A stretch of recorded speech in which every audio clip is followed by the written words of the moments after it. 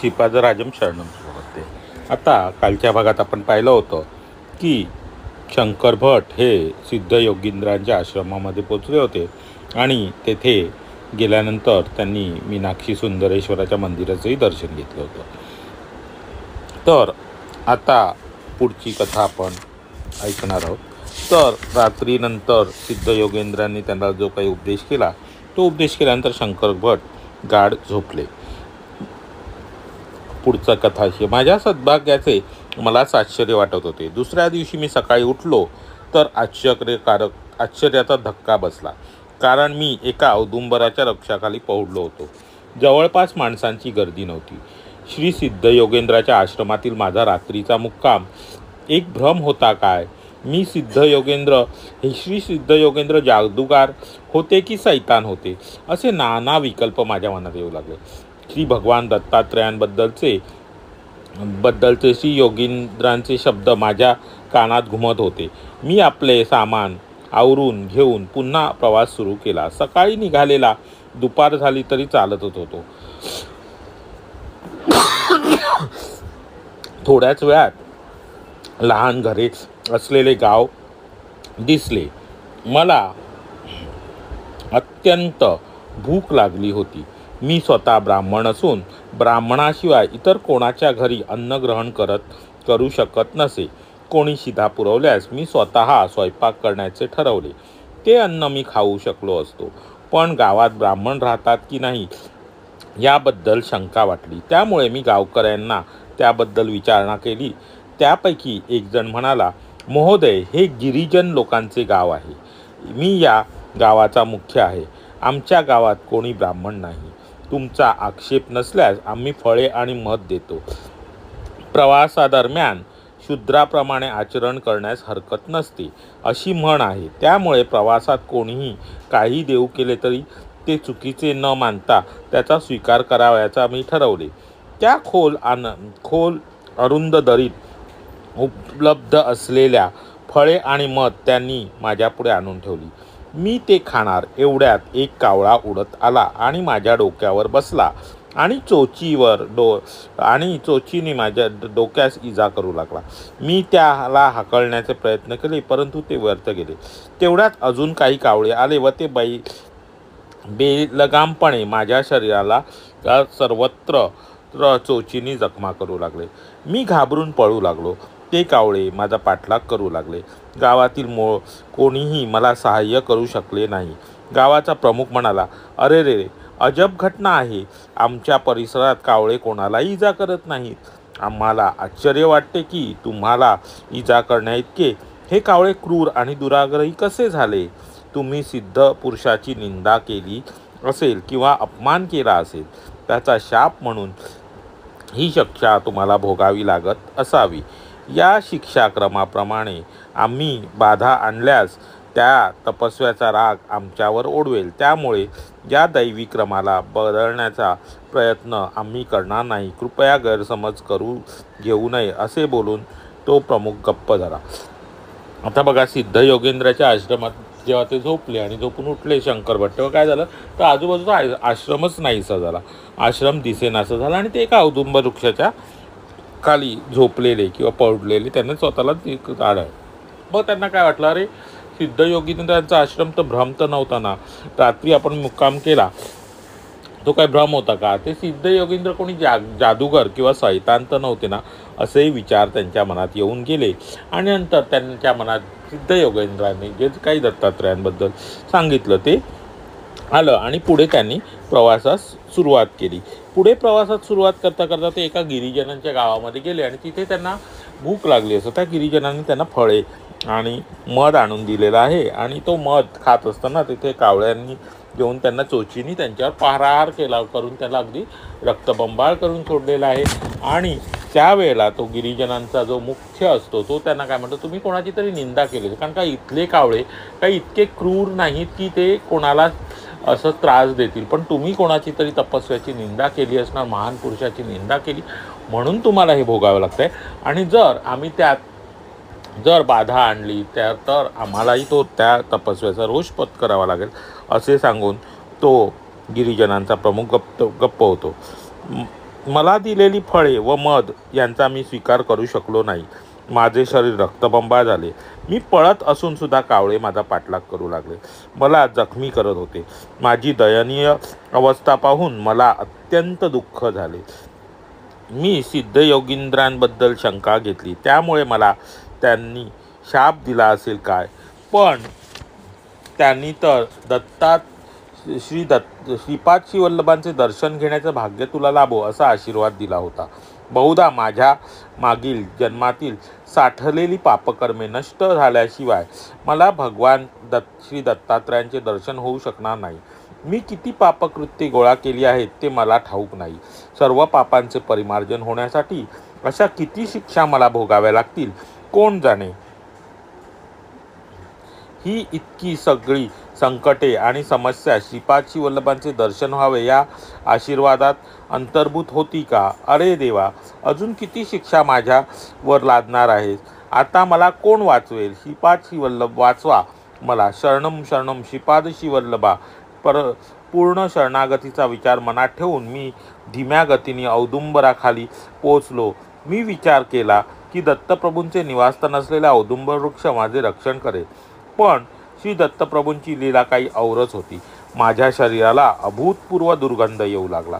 त्याच्या किळसवाण्या वासामुळे आकर्षित होऊन आणि दैव दुर्विलासामुळे मोठे विषारी सर्प पटकन एका रांगेत येऊ लागले व ते मला दंश करून लगेच निघून जाऊ लागले. अगोदर मला कावळ्यांनी त्रास दिला, आता विषारी सर्पांच्या दंशामुळे माझे शरीर विषमय झाले. माझ्या तोंडातून फेस येत होता. हृदयाचे ठोके मंद गतीने चालले होते. कोणत्याही क्षणी मी मृत्युमुखी पडेन असे मला वाटत होते. सायंकाळ झाली होती. काही धोबी त्या मार्गाने चालले होते. कपडे धुवून वाळवून कपड्यांचे गाठोडे गाढवावर ठेवून ते घरी जात होते. त्यांनी माझी दयनीय अवस्था पाहिली. पण मी ब्राह्मण असल्याकारणाने मला स्पर्श करण्यास बिचकत होते. दिरंगाईमुळे माझे जीवन धोक्यात येऊ शकेल या कारणाने माझे आयुष्य वाचवण्यासाठी त्यांनी अधिक महत्त्व दिले. त्यांनी मला एका गाढवावर बसविले आणि त्यांच्या गावी घेऊन गेले. त्या दिवशी एकामागून एक अशा संकटांची मालिकाच आयुष्यात घडत होती. ते धोबी एका चर्मकाराच्या वसाहतीमध्ये घेऊन गेले. त्यापैकी एका चर्मकाराला विष संदर्भातील औषधांचे ज्ञान होते. त्यांनी मला पलंगावर ठेवले. माझ्या बुडाला दोरखंड बांधले आणि तो परिसर दुर्गंधीने भरला होता. त्या चर्मकाराच्या वैद्याने काही रानटी औषधी वनस्पतीचा रस काढला व मला पिण्यास दिला. ज्या ठिकाणी सर्पाचा दंश झाला होता तेथे त्याने काही पाने बांधली. पिंपळाची काही पाने, कोवळी पाने त्यांनी तोडली आणि पाण्यात या बुंद्यातून दिसणारा चीक वाहत होता. त्या पानांचे देठ त्यांनी माझ्या दोन्ही कानात ठेवले. मला तीव्र वेदना होत होत्या. मी उठून पळून जाण्याचा प्रयत्न केला. 2 सशक्त माणसांनी मला घट्ट पकडले आणि मी असहाय्य होतो. त्या वैद्याने आपल्या सहकाऱ्यांना सांगितले, हे विष पिंपळाच्या पानात उतरेल. जसजसे विष मोठ्या प्रमाणावर पिंपळाच्या पानात जाईल तसतसे हा माणूस अधिक मोठ्याने ओरडू लागेल. त्यामुळे तुम्ही त्याला घट्ट पकडा. काही वेळाने विष पूर्ण उतरून गेल्यावर मला बरे वाटले. मी पूर्ण रात्र वैद्याच्या घरीच काढली. तो वैद्य दत्तप्रभूंचा भक्त होता. तो रात्रीच्या वेळी त्याच्या कुटुंबियासह मधुर आवाजात दत्त दिगंबर श्रीपाद वल्लभ दत्त दिगंबर असे भजन गात होता. मी पलंगावर निजलो होतो आणि त्याच्या रसभरीत कीर्तन गायनाचे माझे हृदय दत्तप्रभूंच्या अनुकंपेने भरून आले होते. तो माझा गुरुबंधू असल्याने आमच्यामध्ये एक आध्यात्मिक नाते निर्माण झाले. त्याच्यावरील माझे प्रेम वृद्धिंगत झाले. दुसऱ्या क्षणी मी एका श्रेष्ठ ब्राह्मण जातीत जन्माला आलो असून तो चर्मकार खालच्या जातीचा आहे याची मला जाणीव झाली. आता बघा, तिथून त्यांना तो दंश जेव्हा कावळ्यांनी दंश केला त्यावेळेला ते पळत पुन्हा त्या औदुंबर वृक्षाच्या खाली आले आणि त्यांना वाटलं की आता सिद्धयोगींद्र बरं मला कशाला असं करतील, कारण का सिद्धयोगींद्रांनी त्यांना शंकर भटांना शाप देण्याच्या ऐवजी आशीर्वादच दिला होता की तुला दत्तप्रभूंचं दर्शन येईल. नंतर शंकर भटांना जाणीव झाली की त्यांचा आशीर्वादामध्ये सगळं तर अंतर्भूत नाही ना, की म्हणजे दत्तप्रभूंचं दर्शन होणं ही काही सोपी घटना नाही.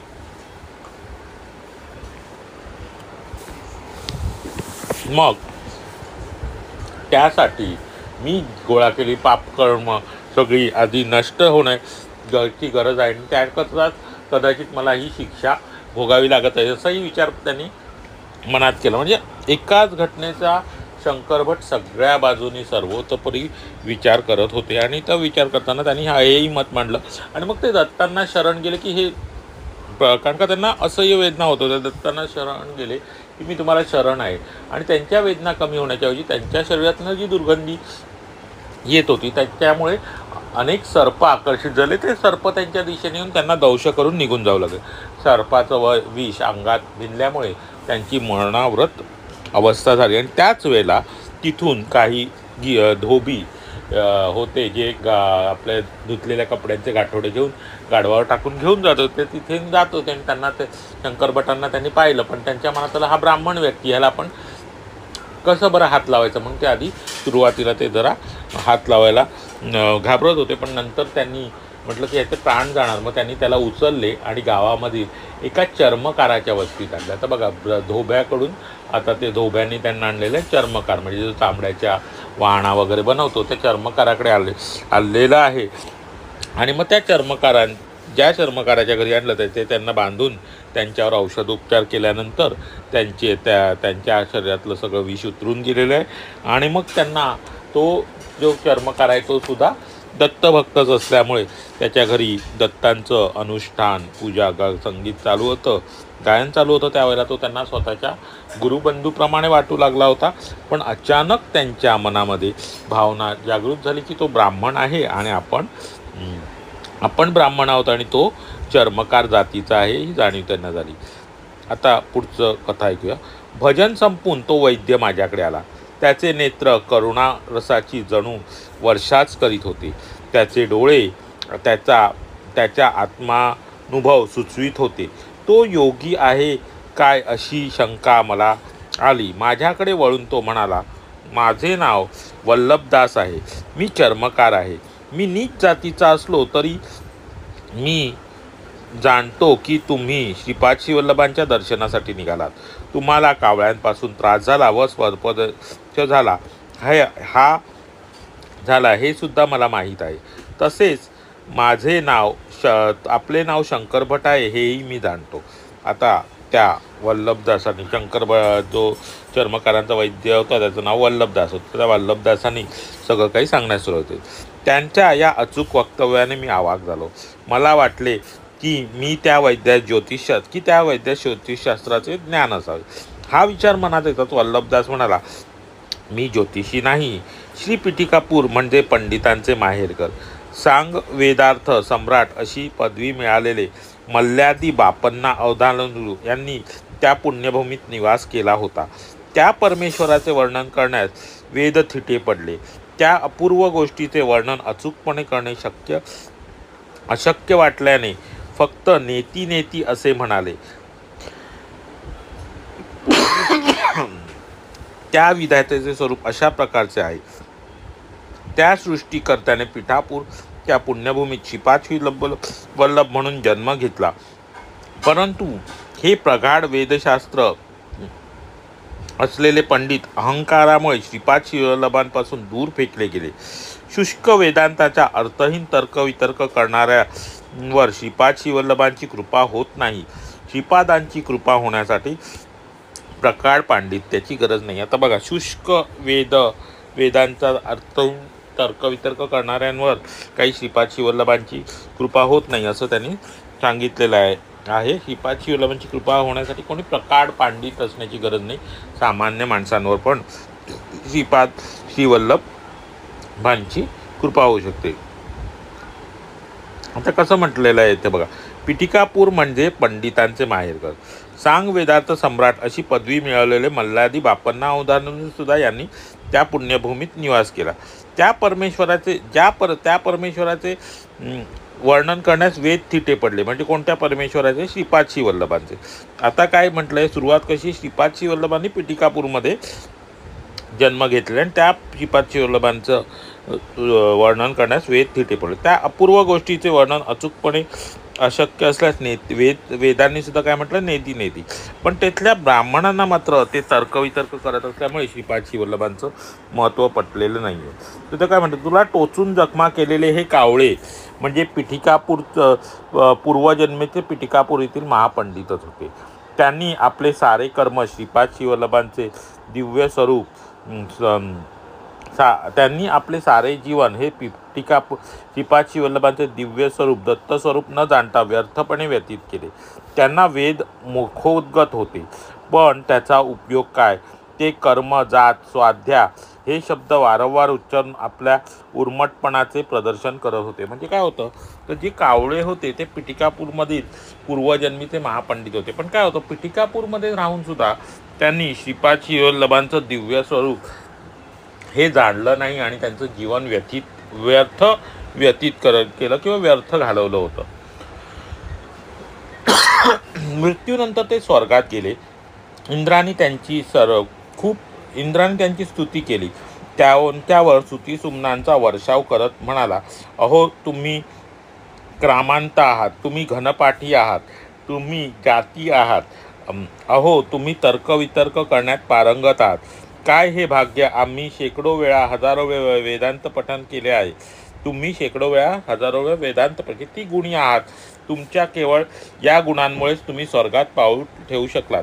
इंद्रलोकाच्या रहिवाशांनी त्यांची आकाशा एवढी स्तुती केली. आता हे जे पिटिकापूरमधले जे ब्राह्मण होते, जे महापंडित होते, ते मृत्यूनंतर स्वर्गात गेले आणि इंद्रलोकात गेल्यावर इंद्राने त्यांची स्तुती केली की तुम्ही खूप मोठे क्रामंत आहात, तुम्ही घनपाठी आहात, तुम्ही वेदांचा खूप वेळा पठन केलेलं आहे. आणि हे सगळे गुण त्यांचे गाऊन त्यांची स्तुती केली आणि तिकडच्या रहिवाशांनी सुद्धा त्यांची खूप स्तुती केली.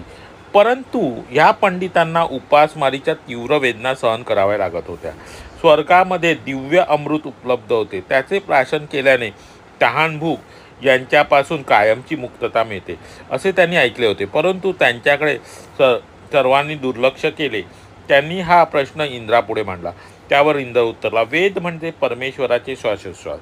परमेश्वर अमर्याद आणि अमर आहे, त्यामुळे वेदसुद्धा असीम आहेत. वेद हे सर्व धर्माचे आधार आहेत. वेद पठन करून तुम्ही परमेश्वराची स्तुती केली, त्याचे फळ म्हणून आम्ही देवतासुद्धा तुमची स्तुती करत आहोत. अन्यथा माझ्याकडून तुमची एवढी स्तुती प्रशंसा शक्य आहे का? एखाद्याला अन्नाची इच्छा असेल तर त्याने दुसऱ्याला अन्न पुरविले पाहिजे. एखाद्याने एक दाणा दान दिला तर आम्ही देवता वाढवून त्याचे 1000 दाणे करतो आणि दात्याला बक्षीस म्हणून ते परत करतो. तुम्ही काहीच दानधर्म केले नसल्याने आम्ही तुम्हाला कशी काय मदत करू शकतो? तुमच्या वेदपठणामुळे तुम्हाला प्रचंड फायदा झाला, त्यामुळे इंद्रलोक जोपर्यंत अस्तित्व आहे तोपर्यंत तुम्ही मुक्तपणे इथे राहू शकता. त्यानंतर तुम्ही दुसऱ्या जगात जाऊ शकता. अशा प्रकारे तुम्ही चिरंतनपणे मुक्त राहू शकता. आता बघा, इथे अन्नदानाचं थोडंसं महत्त्व सांगितलेलं आहे की आता हे जे ब्राह्मण होते, पंडित होते, ते जेव्हा इंद्रलोकात गेले, इंद्राने त्यांची भरभरून स्तुती केली, सगळं काही झालं, पण त्यांना जेव्हा भूक लागली तेव्हा स्वर्गात कसं होतं, अमृत होतं. अमृत प्राशन केल्याने आपल्याला तहान भूक लागत नाही, पण त्यांना ते अमृत काही मिळालं नाही. सगळ्यांनी त्यांच्याकडे दुर्लक्ष केलं. का केलं? ते आता इंद्र काय म्हणतोय की तुम्ही वेद गायन केलं आणि वेद म्हणजे परमेश्वराचा श्वासोच्छ्वास आणि तुम्ही त्याचं पठण केल्यामुळे आम्ही तुमची एवढी स्तुती केली, नाही तर तुमची स्तुती करण्यात काही शक्य नव्हतं. पण काय असतं, तुम्हाला इथे भोजन मिळणार नाही, कारण का तुम्ही दानधर्म कधी केला नाही, कोणाला अन्नदान केले नाही, दानधर्म केले नाही. त्यामुळे तुम्ही जर एक अन्नाचा दाणा जरी दिला असतात ना दान म्हणून, तर आम्ही देवतांकडून तुम्हाला त्याचं वाढवून 1000 दाणे मिळाले असते आणि इथे तुम्हाला अन्न दात्याला आम्ही बक्षीस म्हणून परत करतो. पण तुम्ही दानधर्म केला नसल्याने तुम्हाला आम्ही काहीच मदत करू शकत नाही. म्हणजे तुम्हाला इथे जेवण देऊ शकत नाही, भोजन मिळू शकत नाही. तुम्हाला जितका वेळ पाहिजे तुम्ही या सगळ्या ह्याच्यामध्ये मुक्तपणे संचार करू शकता आणि नंतर दुसऱ्या जगात कुठेही, म्हणजे स्वर्गात राहून नंतर तुम्ही कुठेही जाऊ शकता. म्हणजे फक्त वेदपठणाचं पुण्यफळ असल्यामुळे ते त्या स्वर्गलोकामध्ये पोचले होते. इंद्राचे शब्द ऐकल्यावर आपल्याला किती कठीण परिस्थितीला सामोरे जावे लागणार याची त्यांना कल्पना आली. त्यांच्या मनात आले की सर्व काळ अन्ना वाचून जगणे आणि दीर्घकालीन उपासमार क्षुधा सहन करणे ही खरोखरच असह्य अशी शिक्षा आहे. इंद्र पुन्हा म्हणाला, तुम्ही पवित्र अशा पादगया क्षेत्रात निवास केला, पण तुम्ही आत्मीयतेने तुमच्या पितरांचे पिंडदान केले नाही. या कार्यांना किती खर्च झाला याचीच तुम्ही आकडेमोड करीत बसलात. या अशा पवित्र विधीसाठी लागणारी श्रद्धा, भक्ती, निष्ठा तुमच्याकडे नव्हती. तुम्ही स्वादिष्ट अन्नपदार्थ खात आहात याच विचारात गुंगून गेला होता. परिणामतः तुमच्या पूर्वजांना मृत्यूनंतर उच्च स्थिती प्राप्त होऊ शकली नाही. तुमचे वारसही अशाच प्रकारचे वर्तन करीत आहेत. म्हणून खूप काळ जगलात आणि तुमच्या वर असलेल्या वैद्यकीय उपचारांना मोठ्या रकमा वाया गेल्या म्हणून तुमच्या मुलांना दुःख झाले. किती हा अन्नाचा अपव्यय, असेही ते उद्गारले. श्रीमन नारायणाचा अवतार असलेले श्रीपाद श्रीवल्लभ तुमच्यामध्येच होते. ते जेव्हा मुक्तीचा मार्ग दाखवित होते तेव्हा तुम्ही त्यांना शिव्या शाप दिलेत. निष्फळ वाद प्रतिवादाचा स्वैर आनंद तुम्ही उपभोगलात.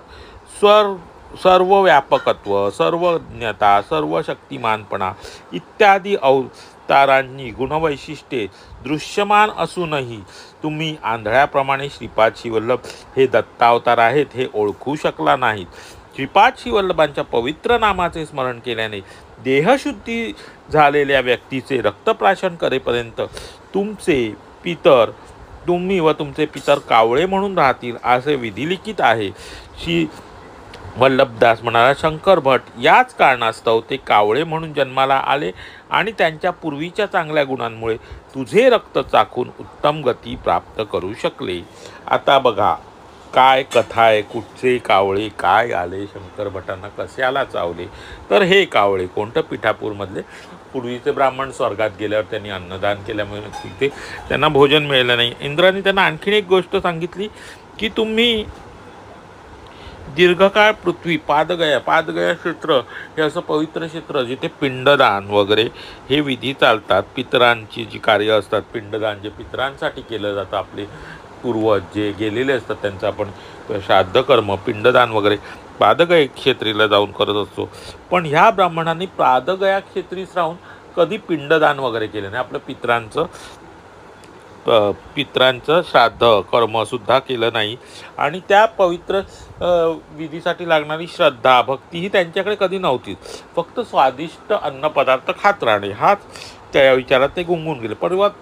परिणामतः काय झालं तर त्यांच्या पूर्वजांना मृत्यूनंतर उच्च स्थिती प्राप्त होऊ शकली नाही आणि त्यांचे वारसही अशाच प्रकारे, कारण का हे सुद्धा ब्राह्मण खूप वेद गायन वगैरे केल्यामुळे खूप काळ जगले आणि ते जगले असताना नंतर त्यांच्या औषधोपचारावर सुद्धा खूप खर्च झाला. तर त्यांची मुलंसुद्धा काय विचार करू लागले की अरे यांच्या अन्नपाण्यावर आपल्याला खूप खर्च करावा लागतोय, किती खर्च होतोय, असं त्या मुलांनाही सतत वाटू लागलं. आणि श्रीमन नारायण यांनी जेव्हा श्रीपाद श्रीवल्लभ अवतार घेतलेला आहे आणि ते त्यांच्यामध्येच असून सुद्धा हे जे ब्राह्मण होते त्यांनी श्रीपाद श्रीवल्लभांचे अस्तित्व, ते श्रीपाद श्रीवल्लभ हे सर्व व्यापक, सर्वज्ञ आणि सर्व शक्तिमान आहेत अशा या अवतार गुणात त्यांच्यासमोर दृश्यमान होता. तो त्यांच्या काळात तो असून सुद्धा ते आंधळ्याप्रमाणे वागले आणि त्यांनी तसे त्यांचं काही ते आंधळ्याप्रमाणे वागले आणि त्यांनी श्रीपाद श्रीवल्लभांना ओळखू शकले नाहीत. त्यामुळे श्रीपाद श्रीवल्लभांच्या पवित्र नामाचे कधी त्यांनी स्मरण केले नाही. म्हणून त्यांना काय हे होतं तर श्रीपाद श्रीवल्लभांचे नामाचे स्मरण करून देहशुद्धी झालेल्या जर एखाद्या व्यक्तीचे त्यांनी रक्तप्राशन केले तर ते आणि केल्यावरच ते त्यांना मुक्ती मिळेल. आणि ते आणि त्यांचे जे हे होते कोण पूर्वज होते त्यांनी कावळ्याचा जन्म मग कावळे म्हणून राहतील आणि जेव्हा श्रीपाद श्रीवल्लभांचं रक्त पवित्र नामाने ज्याचं शरीर शुद्ध झालं अशा व्यक्तीचं रक्तप्राशन केल्यानंतर मग त्यांना मुक्ती मिळेल. म्हणून ते जेव्हा कावळ्याचे ते ब्राह्मण आणि त्यांचे पितर जेव्हा कावळ्याच्या जन्मात आले आणि त्या कावळ्यांनी शंकर भटांना टोचून त्याचे रक्त प्राशन केले आणि त्याच्या चांगल्या गुणामुळे ते रक्तप्राशन केल्यानंतर त्यांना आता सद्गती प्राप्त झाले. तर आता कळलं हे कावळे कोण, तर पिठापूरमधले जे ब्राह्मण होते आणि त्यांचे जे पितर होते ते कावळे म्हणून जन्माला आले आणि त्यांनी मग मुक्तीसाठी मग श्रीपाद श्रीवल्लभांच्या नामस्मरणाने पवित्र झालेलं, ज्याचं देह शुद्ध झाला अशा व्यक्तीचं रक्तप्राशन केलं त्यांना मुक्ती मिळणार होती. म्हणून त्यांनी शंकर भटांना टोचून त्यांचं रक्त पिलं आणि त्यांना सद्गती मिळाली. नंतर वल्लभदास हा सर्वसामान्य माणूस नसून श्रीपाद श्रीवल्लभांनी त्यांच्यावर पूर्ण कृपा आहे ही गोष्ट माझ्या लक्षात आली. श्री वल्लभदास पुढे म्हणाले, हे शंकर भटा, तुझ्या शरीरातून उत्पन्न झालेल्या गंधाने आकर्षित झालेल्या सर्पांना सद्गती मिळाली. मी म्हणालो, हे वल्लभदासजी, हा प्रसंग का घडला? आता बघा शंकर भट वल्लभदासांना काय म्हणतात, हे वल्लभदासजी, हा प्रसंग का घडला? जर माझ्या शरीराला कावळे आणि सर्प व इतर प्राण्यांकडून अन्न म्हणून वापर केला गेला असेल तर माझ्या दृष्टीने तो अतिशय दुःखदायक अनुभव आहे. मी सतत कुठल्याही क्षणी कुणा प्राण्याचा हल्ला होईल या भीतीने दडपणाखाली आहे. श्री वल्लभदास म्हणाले, ही सर्व श्रीपादांची लीला आहे. अशा प्रकारची भीती बाळगू नकोस. हे अपघात भविष्यात घडणार नाही. जो जीवनदायी असतो त्याला फक्त जीवन संपवण्याचा अधिकार असतो. म्हणूनच असा अधिकार देवांव्यतिरिक्त कोणालाही बहाल केलेला नाही. तथापि तुझ्या काही पूर्वजांनी स्मशानाची कलिदेवतेची अर्चना केली होती. त्या मंत्राच्या सहाय्याने त्यांना न आवडणाऱ्या अनेक लोकांना ठार केले. त्या लोकांच्या अनैसर्गिक मृत्यूला जबाबदार असल्याने त्याची खूप मोठे पाप केले. त्या दुष्कृत्याचे त्यामुळे हे सर्प म्हणून जन्माला आले. पण तू त्यांच्या घराण्यात जन्माला आल्याने तुमच्यात रक्ताचे नाते, शिवाय तुला श्रीपादांची कृपा प्राप्त झाली. ज्या छोट्या गुणामुळे हा प्रसंग घडला आणि त्यांना सद्गती प्राप्त झाली. ब्राह्मण सत्यनिष्ठ असावा, क्षत्रिय हा धर्मबद्ध असावा, वैश्यांनी व्यवसाय व व्यापार, गाईगुरांचे रक्षण, मशागत, क्रय विक्रय आदी व्यवहार करावे. त्यामुळे तो स्थिर वृत्तीचा असावा. शूद्राने प्रेमस्वरूप राहून सेवा करावी. असे असून सुद्धा भगवंताच्या कृपेसाठी मात्र वर्ण, जात, कुळ, श्रीमंत, गरीब असा भेदभाव नाही. ब्राह्मण क्षत्रिय धर्माने अनुसरून राजा बनू शकतो. ब्राह्मणाच्या ज्ञानाची इच्छा असेल तर ब्राह्मणाच्या ज्ञानाची इच्छा जेव्हा क्षत्रिय करतो तेव्हा त्याने ब्राह्मणाच्या कर्तव्याचा स्वीकार करावा. कुसुमश्रेष्ठींनी वैश्य असून सुद्धा क्षत्रिय धर्माची निवड केली आणि राज्यकर्ता झाले नाही का? ब्राह्मण धर्मानुसार शत्रूला ठार करणे पाप आहे, पण क्षत्रिय धर्माचे कर्तव्य आहे ते विहित केले आहे. तू ब्राह्मण असून सत्यनिष्ठ आहेस, त्यामुळे अहिंसा हा तुझा परमोधर्म आहे, पण तो धर्म कसायाचा असू शकत नाही. म्हणून एखाद्या व्यक्तीला कर्माची योग्य फळे हवी असतील तर त्याची कोणतीही जात असली तरी त्याने स्वीकारलेल्या धर्माची कर्तव्ये पार पाडावी. तू आता आजारी असल्याने तू आता वैद्याबरोबर असणे आवश्यक व इष्ट आहे. त्या कारणास्तव तुला माझ्याकडे आणण्यात आले. श्रीपाद श्रीवल्लभांचे आमच्याकडे प्रत्येक क्षणी लक्ष असते, त्याची कृपया नोंद घ्यावी. तुझ्या बालपणी तू भगवान विष्णूंच्या स्तोत्राचे पठण आपल्या मित्रांसोबत विनोदी ढंगाने पोरकटपणाने करत होतास. हे खरे ते विष्णू स्तोत्र होते.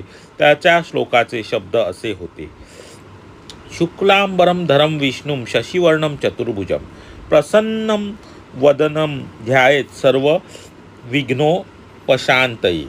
आता बघा, थोडंसं इथे थांबून आधी मागच्या गोष्टींचं विश्लेषण करूया की काय झालं. आता कावळ्यांनी का टोचलं ते कळलं, तर सर्पांनी का हे केलं.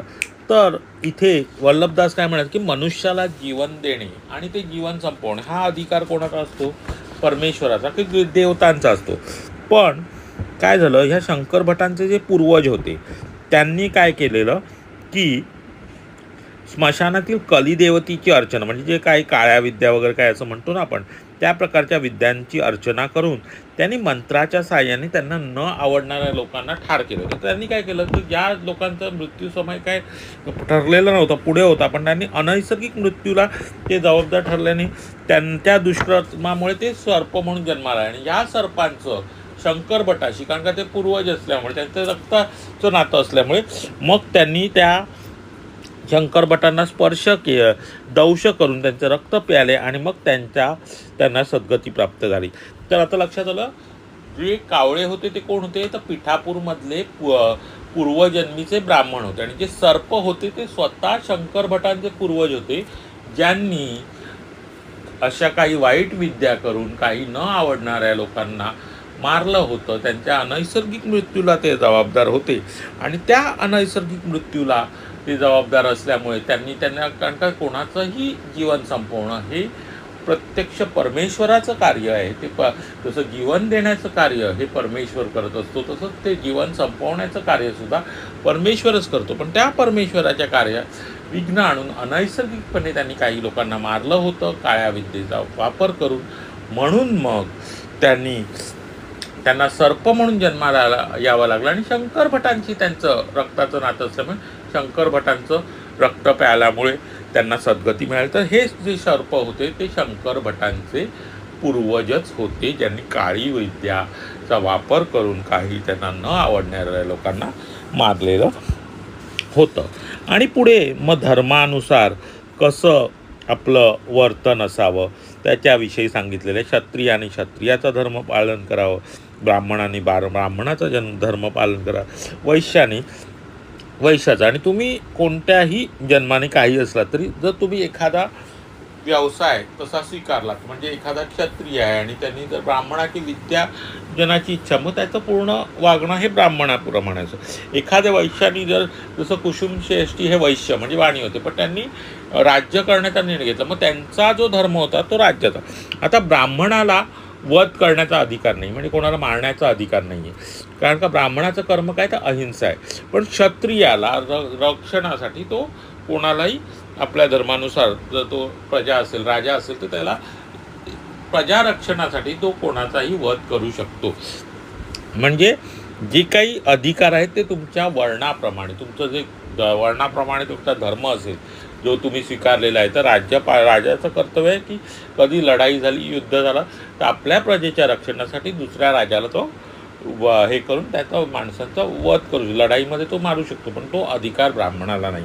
लक्षात घ्या, खूप महत्त्वाची गोष्ट म्हणजे आपलं आचरण हे, आपलं कर्म हे आपण स्वीकारलेल्या धर्माप्रमाणे चाललं पाहिजे. आता एखादा ब्राह्मण क्षत्रियाप्रमाणे वागू शकतो. जसं की मोठं उदाहरण म्हणजे परशुराम. आता इथे ह्याच्यात दिलेलं नाही, पण परशुराम हे कोण होते, ब्राह्मण होते, पण ते क्षत्रियाप्रमाणे वागले. त्यांनी पृथ्वी, मग त्यांनी त्यावेळेला परसा घेऊन अनेक वेळा लढाई केली आणि क्षत्रियांचा त्यांनी नाश केला, म्हणजे ते क्षत्रियाप्रमाणे त्यांनी लढाई केली. तर इथे कुसुम श्रेष्ठी म्हणून जे वैश्य आहेत त्यांनी राज्यकर्त्याचं काम केलं, क्षत्रियाचं काम केलं. तर तुमच्या स्वीकारलेल्या धर्माप्रमाणे तुमचं कर्म असलं पाहिजे, पण ब्राह्मणाचा धर्म हा अहिंसाच असला पाहिजे, इथे असं स्पष्टपणे सांगितलं. तर आता आजच्या कथेमध्ये शंकर भटांना सर्प आणि कावळे या दोघांनी दंश केलेला आहे. आणि ते सर्प आणि कावळे कोण होते ते तुमच्या लक्षात आलं असेल. तर आणि आजचा जो कथेचा प्रश्न आहे तो तेच आहे की शंकर भटांना दंश केलेले कावळे कोण होते आणि शंकर भटांना दंश केलेले सर्प कोण होते. आणि श्रीपाद वल्लभांची जेव्हा कृपा झाली तेव्हा श्री वल्लभदासांनी जेव्हा शंकर भटांना वाटलं की आता हे कावळे, जर आता मी कसं असतं, मी पवित्र आहे, माझा देह पवित्र आहे, पण जर कोणाची पापं नष्ट होत असतील म्हणून ते प्राणी स्वरूपात किंवा पशु स्वरूपात येऊन जर माझ्यावर हल्ला करून मला जर हे करत असतील, रक्तबंबाळ करत असतील आणि त्यांना सद्गती मिळणार म्हणून माझी जर अवस्था होत असेल, तर श्रीपाद वल्लभदासांना शंकर भट काय म्हणतात, मला आता प्राण्यांची भीती वाटू लागली आणि माझ्यावर कधी असं घडू शकतं असं मला वाटू लागलं. तेव्हा वल्लभदास त्यांना काय म्हणतात की असं काही तुमच्यावर नेहमी घडणार नाही. श्रीपाद वल्लभांची कृपाने तो हा प्रसंग जो आता घडला हा यापुढे तुमच्या आयुष्यात पुन्हा कधी होणार नाही, तुमच्यावर हल्ला होणार नाही. आता ज्या कावळ्यांनी आणि ज्या सर्पांनी तुम्हाला दंश केला त्यांना मुक्ती मिळण्यासाठी त्यांनी केलेलं आहे आणि त्यांना आता सद्गती प्राप्त झाली. आणि आजचा प्रश्नसुद्धा हाच आहे. पुन्हा एकदा प्रश्न विचारतो. शंकर भटांना दंश करणारे कावळे आणि सर्प कोण होते? दोघांची उत्तरं वेगवेगळी आहेत, त्यामुळे दोघांची उत्तरं ज्यांना शक्य होतील त्यांनी वेगवेगळीच द्यायची आहेत. श्रीपादराजम शरणम प्रपद्ये. श्रीपादांचा जय जयकार असो. तर आपण हा अध्याय आता इथेच थांबवतो. शेवटचा जो श्लोक पुन्हा एकदा, आणि उद्या ह्याच श्लोकापासून आपण सुरुवात करणार आहोत उद्याच्या भागाला. तर तो श्लोक आता मी म्हणतो आणि हा भाग इथे तर विष्णू स्तोत्रामधील श्लोक आहे. शुक्लांबरम धरम विष्णू शशिवर्णम चतुर्भुजम प्रसन्न वदनम ध्यायेत सर्व विघ्नोपशांतये. आता ह्या श्लोकावर आपण संपवतो. तर आजची कथा भाग हा आपण इथेच या श्लोकावर संपवतो. उद्या या श्लोकापासूनच सुरुवात करू आणि दुसऱ्या अध्यायाचा जो काही भाग आहे राहिलेला त्याची आपण सांगता करणार आहोत. कारण का दुसऱ्या अध्यायाची तर 2च पानं राहिलेली आहेत, पण कसं आहे हळूहळू जर कथा श्रवण केली तर ते चांगलं असतं. श्रीपादराजम शरणम प्रपद्ये.